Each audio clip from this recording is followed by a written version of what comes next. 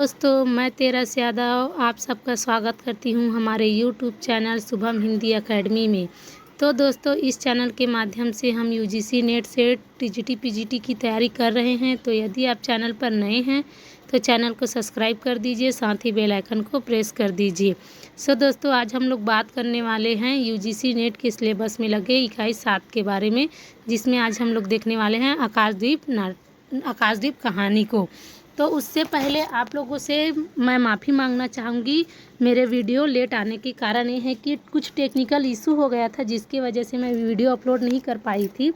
तो आज से हम लोगों का क्लास कंटिन्यू चलने वाला है।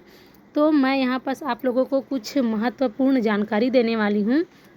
फ्रेंड्स, आप लोगों को इकाई 6 से लेकर के 10 तक का टेक्स्ट पढ़ना बहुत ज़रूरी है साथियों, क्योंकि पहले इतना डीपली क्वेश्चन नहीं पूछा जाता था। अब एनटीए इतना ज़्यादा कि सतर्क हो गया है कि वो जितने भी इकाई 6 से लेकर के 10 तक के जितने भी रचनाएं विधाएं लगी हुई है, उसके डीप में जा कर के क्वेश्चन पूछ रहा है।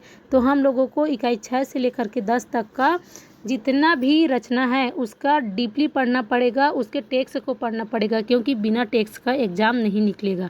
जब तक आप लोग टेक्स्ट पढ़ोगे नहीं, तब तक आप लोग परीक्षा हॉल में क्वेश्चन सॉल्व नहीं कर सकते।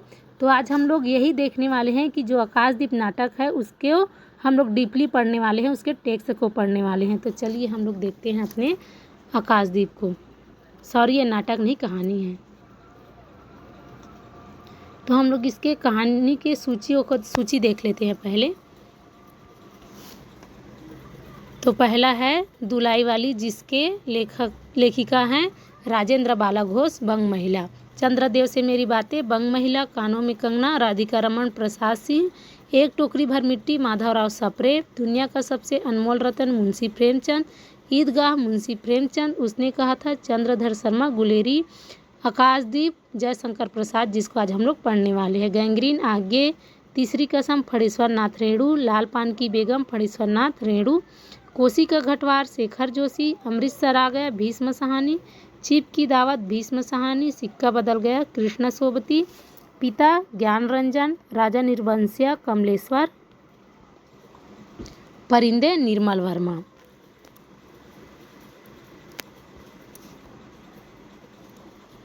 तो फ्रेंड, जैसा कि आप सब लोग जानते हैं कि हम लोगों को जितने भी की कहानियाँ लगी है, उस कहानी के प्रकाशन वर्ष, उसके जो रचनाकार है उनके जन्म को देख लेना है और एक जगह नोट्स बनाते जाना है। तो हम लोग आज देखेंगे आकाशदीप कहानी, जिसका प्रकाशन वर्ष है 1929 ईस्वी और जिसके लेखक है जयशंकर प्रसाद जी, जिनका जन्म है 1889 ईस्वी।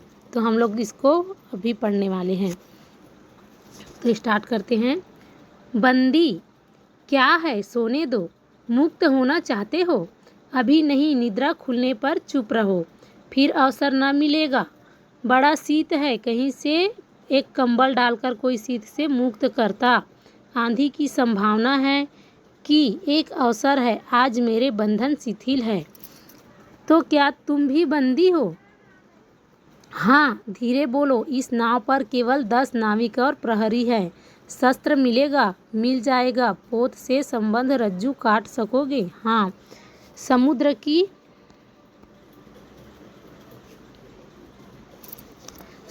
की लहरें उठने लगी, दोनों बंदी आपस में टकराने लगे।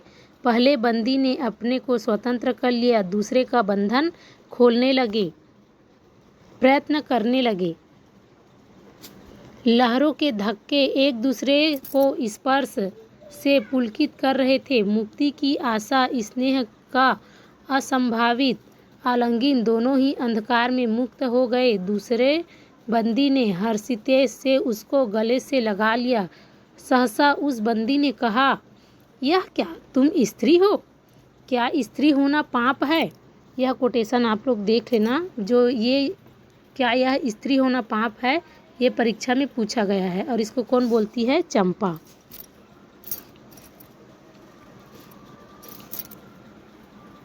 क्या स्त्री होना पाप है?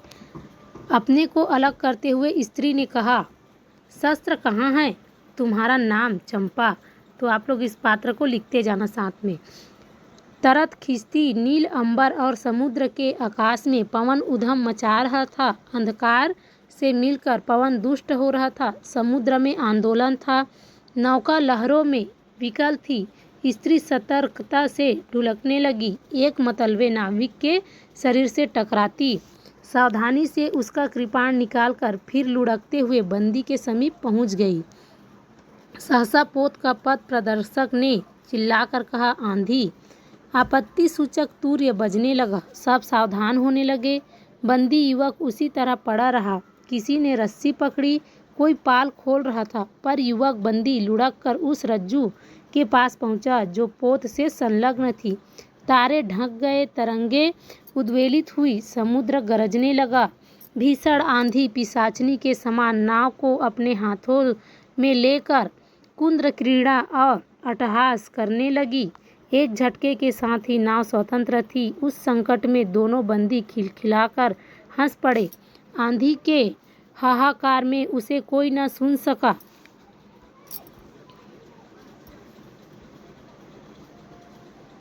अनंत जल निधि में उषा का मधुर आलोक फूट उठा। सुनहली किरणों और लहरों की कोमल सृष्टि मुस्कुराने लगी। सागर शांत था। नाविक ने देखा, पोत का पता नहीं, बंदी मुक्त है।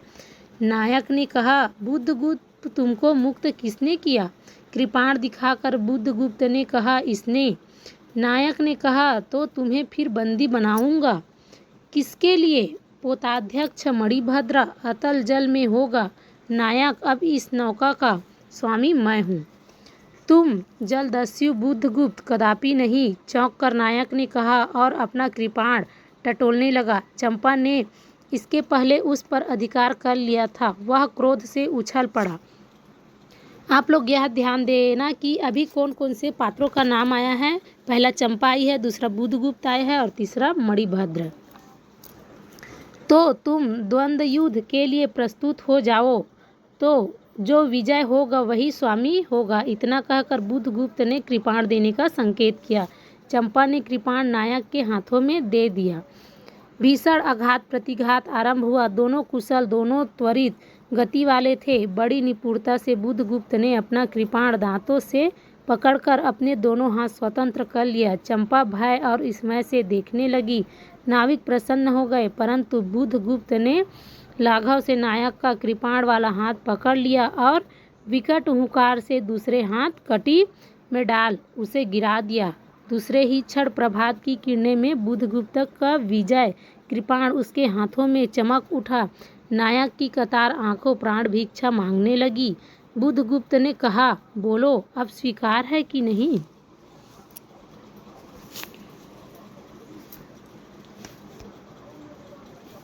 मैं अनाचार हूँ, वरुण देव की शपथ, मैं विश्वासघात नहीं करूँगा। बुद्धगुप्त ने उसे छोड़ दिया।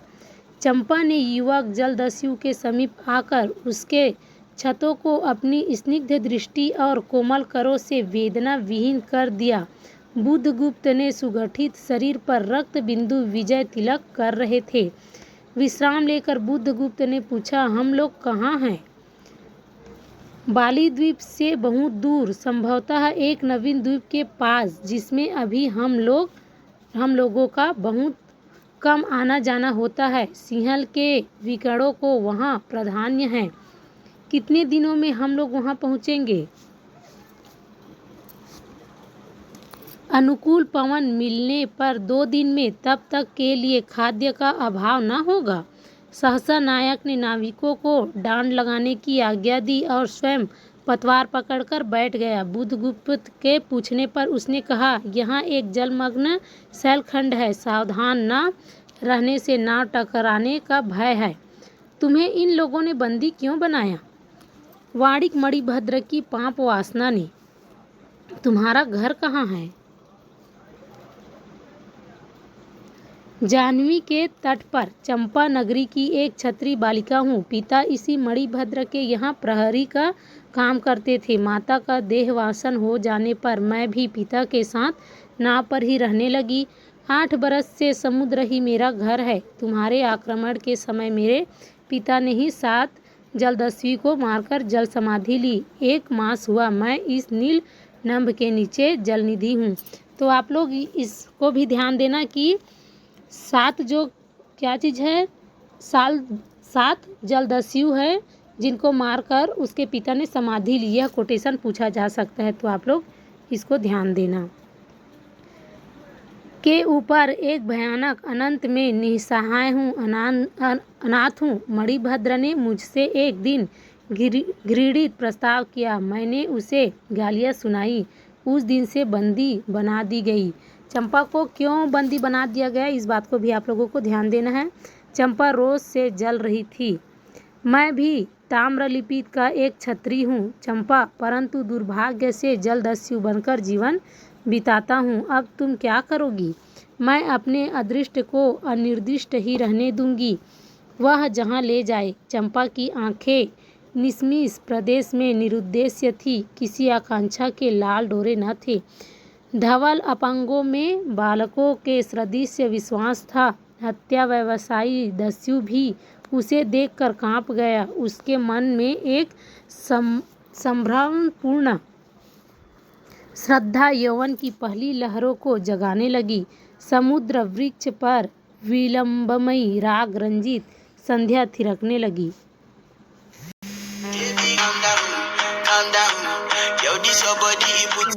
कॉल आ गया था दोस्तों।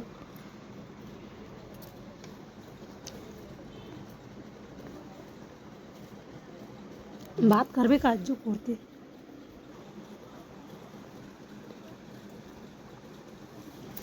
चंपा के असंयत कुंतक उसकी पीठ पर बिखरे थे। दुर्दांत दस्यु ने देखा अपनी महिमा में अलौकिक एक तरुण बालिका। वह विस्मय से अपने हृदय को टटोलने लगा। उसे एक नई वस्तु का पता चला, वह थी कोमलता। उसी समय नायक ने कहा, हम लोग द्वीप के पास पहुंच गए। बेला से नाव टकराई। चंपा निर्भीकता से कूद पड़ी। मांझी भी उतरे। बुद्धगुप्त ने कहा, जब इसका कोई नाम नहीं है तो हम लोग इसे चंपा द्वीप कहेंगे। चंपा हंस पड़ी। 5 बरस बाद शरद के धवल नक्षत्र नील गगन में झलमला रहे थे। चंद्र की उज्जवल विजय पर अंतरिक्ष में शरद लक्ष्मी के आशीर्वाद के फूलों और खिलों की बिखेर दिया। चंपा के एक उच्च सौध पर बैठी हुई तरूणी चंपा की दीपक जला रही थी। बड़े यत्न से अभ्रक की मंजूषा में दीप धर कर उसने अपनी सुकुमार उंगलियों से डोरी खींची। वह दीपधारा ऊपर चढ़ने लगा। भोली भाली आंखें उसे ऊपर चढ़ते हर्ष से देख रही थी। डोरी धीरे धीरे खींची गई। चंपा की कामना थी कि उसका आकाशदीप नक्षत्रों से हिलमिलाए जाए, किंतु वैसा होना असंभव था। उसने आशा भरी आंखों से फिरा ली। सामने जल राशि का रजत श्रृंगार था। वरुण बालिकाओं के लिए लहरों से हीरे और नीलम की क्रीड़ा शैल मालाएं बना रही थी, और वे मालायनी छलनाएं अपनी हंसी का कलनाद छोड़कर छिप जाती थी। दूर दूर से धीवरों का वंशी झनकार उसके संगीत सा मुखरित होता था। चंपा ने देखा कि तरल संकुल जल राशि में उसके कंदिल का प्रतिबिंब अस्त व्यस्त था। वह अपनी पूर्णता के लिए सैकड़ों चक्कर काटता था। वह अनमनी होकर उठ खड़ी हुई। किसी को पास न देखकर पुकारा, जया। एक श्यामा युवती सामने आकर खड़ी हुई। वह किसी को पास न देखकर पुकारा, जया। एक श्यामा युवती सामने आकर खड़ी हुई। वह जंगली थी। नील नभोमंडल से मुख से शुद्ध नक्षत्रों की पंक्ति के समान उसके दांत हंसते ही रहते। वह चंपा को रानी कहती। बुद्धगुप्त की आज्ञा थी। यहाँ एक और पात्र है, जया, जो कि जंगली लड़की है। महानाविक कब तक आएंगे? बाहर पूछो तो। चंपा ने कहा। जया चली गई। दुरागत पवन चंपा के अंचल में विश्राम लेना चाहता था। उसके हृदय में गुदगुदी हो रही थी। आज न जाने क्यों वह बेसुध थी। एक दीर्घकाय दृढ़ पुरुष ने उसकी पीठ पर हाथ रख चमत्कृत कर दिया। उसने फिर कर कहा, बुद्धगुप्त।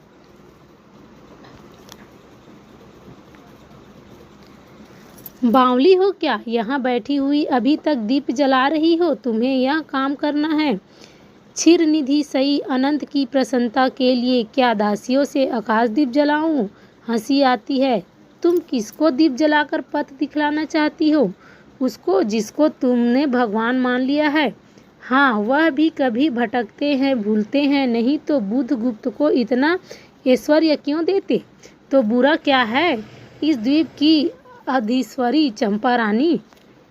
मुझे इस बंदी गृह से मुक्त करो। अब तो बाली, जावा और सुमात्रा का वाणिज्य केवल तुम्हारे ही अधिकार में है महानाविक।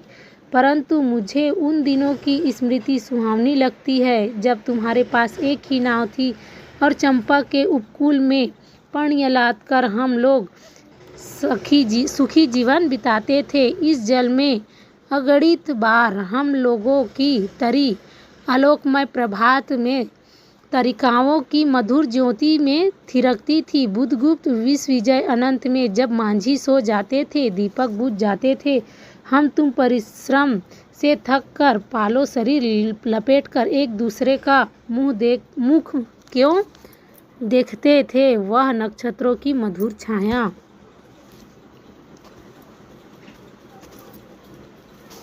तो चंपा, अब उससे भी अच्छे ढंग से हम लोग विचार कर सकते हैं। तुम मेरी प्राणदात्री हो, मेरी सर्वस्व हो। नहीं नहीं, तुमने दास्युवृत्ति छोड़ दी, परंतु हृदय वैसा ही अक्रूर, सतृष्ण और ज्वलनशील है। तुम भगवान के नाम पर हंसी उड़ाते हो, मेरे आकाशदीप पर व्यंग कर रहे हो। नाविक, उस प्रचंड आंधी में प्रकाश की एक एक किरण के लिए हम लोग कितने व्याकुल थे, मुझे स्मरण है। जब मैं छोटी थी, मेरे पिता नौकरी पर समुद्र में जाते थे। मेरी माता मिट्टी का दीपक बांस की पिटारी में भगीरथी के तट पर बांस के उसे ऊंचे टांग देती थी। उस समय वह प्रार्थना करती, भगवान मेरे पथ भ्रष्ट नाविक को अंधकार में ठीक पथ पर ले चलना। और जब मेरे पिता बरसों पर लौटते तो कहते, साध्वी, तेरी प्रार्थना से भगवान ने संकटों में मेरी रक्षा की है। वह गदगद हो जाती, मेरी माँ, आह नाविक, यह उसी की पुण्य स्मृति है। मेरे पिता, वीर पिता की मृत्यु के निष्ठुर कारण जलदस्यु हट जाओ। सहसा चंपा का मुख क्रोध से भीषण होकर रंग बदलने लगा। महानाविक ने कभी यह रूप नहीं देखा था। वह ठठाकर हंस पड़ा। यह क्या चंपा, तुम अस्वस्थ हो जाओगी, सो रहो, कहता हुआ चला गया। चंपा मुट्ठी बांधे उन्मादिनी सी घूमती रही। निर्जन समुद्र के उपकूल में वेला से टकरा कर लहरें बिखर जाती थी। पश्चिम का पथिक थक गया था, उसका मुख पीला पड़ गया। अपनी शांत गंभीर हलचल में जलनिधि विचार में निमग्न था। वह जैसा प्रकाश की उन्मिलन किरणों से विरक्त था।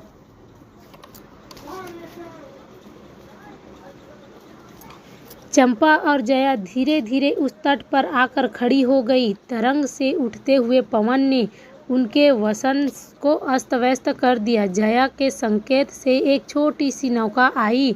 दोनों के उस पर बैठते ही नाविक उतर गया। जया नाव खेने लगी। चंपा मुग्ध सी समुद्र के उदास वातावरण में अपने को मिश्रित कर देना चाहती थी। इतना जल, इतनी शीतलता, हृदय की प्यास न बुझी, पी सकूं? नहीं तो जैसे वेला में चोट खाकर सिंधु चिल्ला उठता है, उसी के समान रोदन करूं, यह जलते हुए स्वर्ण गोलक सदृश अनंत जल में डूबकर बुझ जाऊं।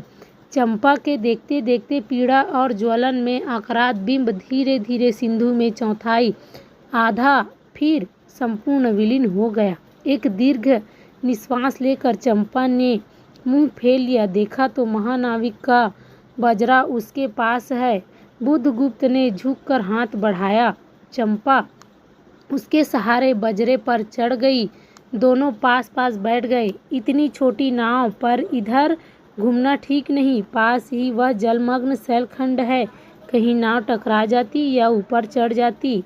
चंपा, तो अच्छा होता बुधगुप्त, जल में बंदी हो न कठोर प्राचीरों से तो अच्छा है। आह चंपा, तुम कितनी निर्दय हो। बुधगुप्त को आज्ञा देकर देखो तो वह क्या नहीं कर सकता। जो तुम्हारे लिए नए द्वीप की सृष्टि कर सकता है, नई प्रजा खोज सकता है, नए राज्य बना सकता है, उसकी परीक्षा लेकर तो देखो। चंपा ने कहा, कहो चंपा। वह कृपाण से अपना हृदय पिंड निकाल अपने हाथों में अतल जल में विसर्जन कर दे। महानाविक जिसके नाम से बाली, जावा और चंपा का आकाश गूंजता था, पवन थर्राता था, घुटनों के बल चंपा के सामने छलछलाई आंखें से बैठा था। ये बुधगुप्त जो है वो चंपा के लिए, मतलब कि उसके मन में जब प्रेम आ जाता है तो उससे वह ये सारी बातें करता है। सामने शैलमाला की चोटी पर हरियाली में विस्तृत जल देश में नील पिंगल संध्या, प्रकृति की सहृदय कल्पना, विश्राम की शीतल छाया, स्वप्न लोक का सृजन करने लगी। उस मोहिनी के रहस्यपूर्ण नील जल का कुहक स्फुट हुआ उठा, जैसे मंदिर से सारा अंतरिक्ष सिक्त हो गया। सृष्टि नील कमलों से भर उठी। उस सौरभ से पागल चंपा ने बुधगुप्त के दोनों हाथ पकड़ लिए। वहाँ एक आलिंगन हुआ जैसे क्षितिज में आकाश और सिंधु का, किंतु उस परिरंभ में सहसा चैतन्य होकर चंपा ने अपनी कंचुकी से एक कृपाण निकाल लिया। बुधगुप्त, आज मैं अपने प्रतिशोध का कृपाण अतल जल में डुबा देती हूँ। हृदय ने छल किया, बार बार धोखा दिया। चमत्कार, वह कृपाण समुद्र का हृदय वेधित हुआ, विलीन हो गया।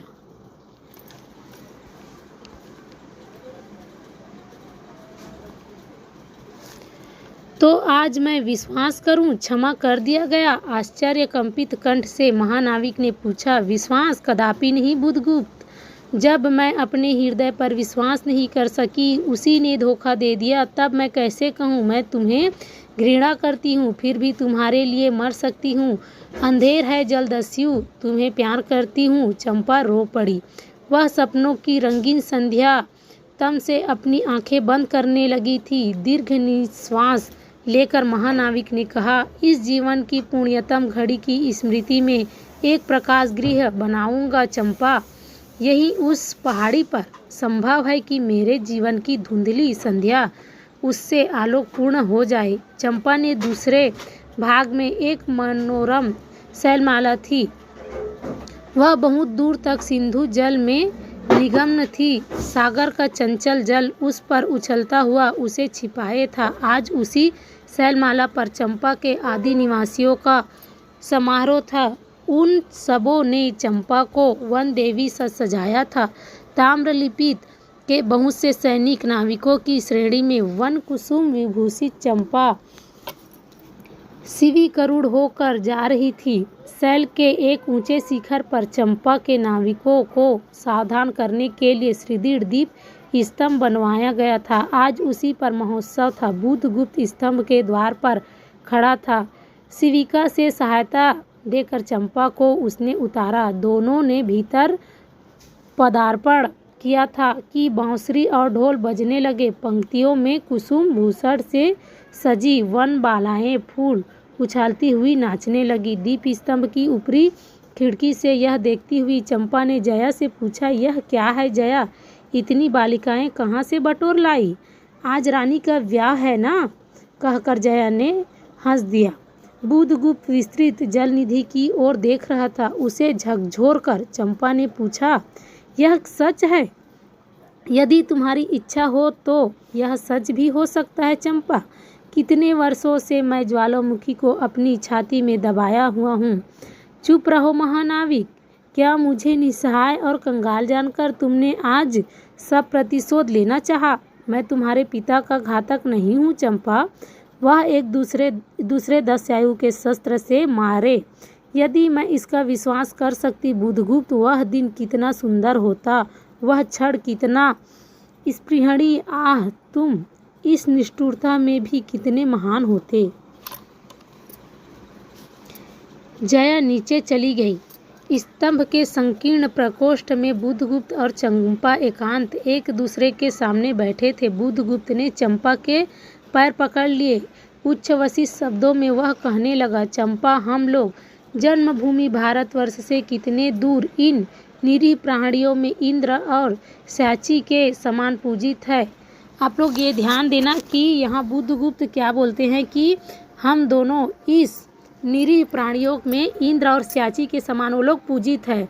जो बुद्धगुप्त है उसको इंद्र और जो मतलब कि चंपा है उसको साची के समान ये लोग पूजते हैं। स्मरण होता है वह दार्शनिकों का देश, वह महिमा की प्रतिमा मुझे समान पूजित है।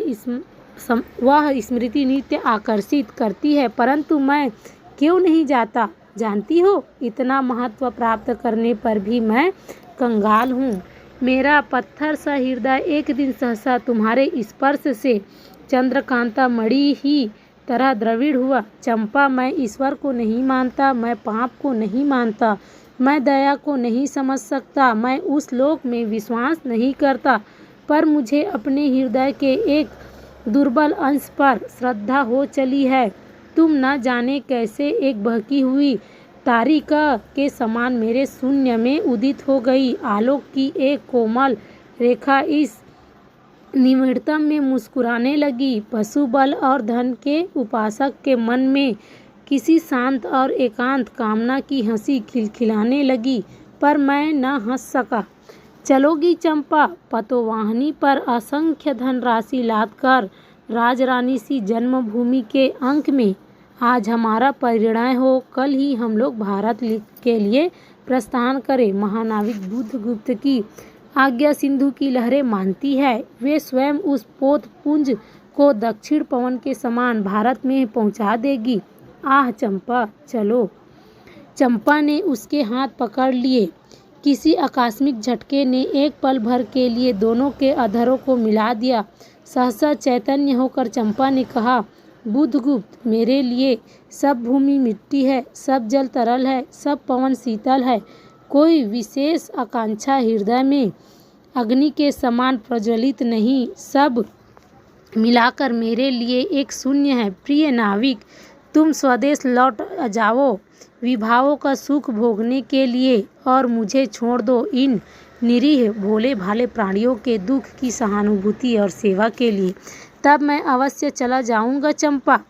यहाँ रहकर मैं अपने हृदय पर अधिकार कर सकूं, इसमें संदेह है। आह, उन लहरों में मेरा विनाश हो जाए। महानाविक के उच्छ्वास में विकल थी। फिर उसने पूछा, तुम अकेली यहाँ क्या करोगी? पहले विचार था कि कभी कभी इस द्वीप स्तंभ पर आलोक जलाकर अपने पिता की समाधि का इस जल में अन्वेषण करूंगी, किंतु देखती हूँ मुझे भी इसी में जलना होगा, जैसे आकाशदीप। एक दिन स्वर्ण रहस्य के प्रभात में चंपा ने अपने द्वीप स्तंभ पर देखा समुद्रिक नावों की एक श्रेणी चंपा का उपकूल छोड़कर पश्चिम की ओर महाजाल वाल्व के समान संतरण कर रही थी। उसकी आंखें आंसू बहाने लगी। यह कितनी ही शताब्दियों पहले की कथा है। चंपा आजीवन उस दीप स्तंभे आलोक जलाती रही, किंतु उसके बाद भी बहुत दिन दीपी विनाशियों उस समय माया, ममता और स्नेह सेवा की देवी की समाधि सहृदय पूजा करते थे। एक दिन काल के कठोर हाथों ने उसे भी अपनी चंचलता से गिरा दिया। तो इस कहानी का नाम आकाशदीप क्यों पड़ा होगा आप लोगों को पता है? जब इसको आप लोग पढ़ोगे तो आप लोगों को पता चल जाएगा कि जो चंपा नाम की युवती है वो रोज़ आकाशदीप जलाती थी, एक दीप जलाती थी। इसी वजह से इस कहानी का नाम आकाशदीप पड़ा। तो दोस्तों, आप लोग इस टेक्स्ट को ज़रूर पढ़ना, और जो जितने भी इकाई 6 से लेकर के 10 है, 10 तक के टेक्स्ट आप लोग जितने भी रचनाएं हैं उसका पढ़ ही लेना। उसके पात्र, परिचय, विषय वस्तु सबको एक जगह नोट्स करते जाना। और यदि आप लोगों को मेरा वीडियो अच्छा लगा तो प्लीज़ आप लोग लाइक, शेयर, सब्सक्राइब ज़रूर कीजिए। धन्यवाद। अब हम लोग मिलते हैं नेक्स्ट वीडियो में। तो साथियों, आप लोगों को मैं यही कहना चाहूँगी कि आप लोग अपने तैयारी को निरंतर रखिए। So thank you. For watching.